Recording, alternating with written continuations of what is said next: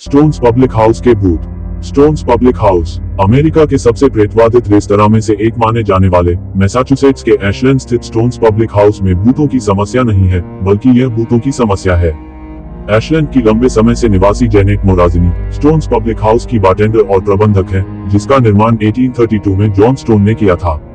मोराजिनी के अनुसार सराय में काम शुरू करने से पहले ही उन्होंने एक युवा लड़के के भूत के बारे में कहानियां सुनी थी जो रेस्तरां के हॉल में घूमता था। रेस्तरां ने 1918 के स्पेनिश फ्लू महामारी के दौरान एक अस्थायी अस्पताल के रूप में काम किया था। ये समझ में आता है, यही वह जगह है जहां वे सभी बीमार लोगों को अलग रखते थे, वह बताती हैं।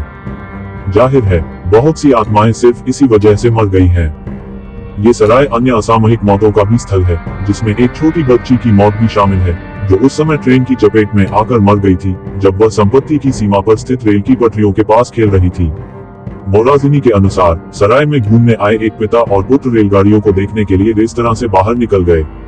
वापस अंदर आने के बाद मोराजिनी ने पिता को अपने छोटे बेटे को ये भरोसा दिलाते हुए सुना कि बाहर कोई और नहीं है। हालांकि बेटा इस बात पर जोर दे रहा था कि उसने उनके बगल में एक छोटी लड़की को बैठे देखा था। वह कहता है, वह मेरे बगल में बैठी थी, वह रो रही थी, तुमने उस छोटी लड़की को नहीं देखा? और पिता ने कहा, वहाँ कोई नहीं था, बस मैं और तुम थे। दोस्त मोराजिनी याद करते हैं, कहा जाता है कि अन्य भूत भी पुरानी सराय में भटकते हैं, जिनमें मालिक जॉन स्टोन का भूत भी शामिल है, जिसके बारे में मोराजिनी का कहना है कि वास्तव में उसकी मृत्यु वहां नहीं हुई थी, लेकिन ऐसा माना जाता है कि वह उस स्थान पर नजर रखता है। एक रात जब मोराजिनी सराय में अकेली थी, तो उसने दूसरी मंजिल पर अपने ठीक ऊपर चलने वाले लोगों के कदमों की आवाज सुनी। मैं बस यही सोच रही थी कि इसके लिए कोई स्पष्टीकरण नहीं है, मैं जा रही हूँ।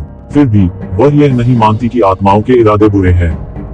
मुझे वहां कभी भी वह डरावना, रोंगटे खड़े कर देने वाला, इमारत से बाहर निकल जाने जैसा एहसास नहीं हुआ।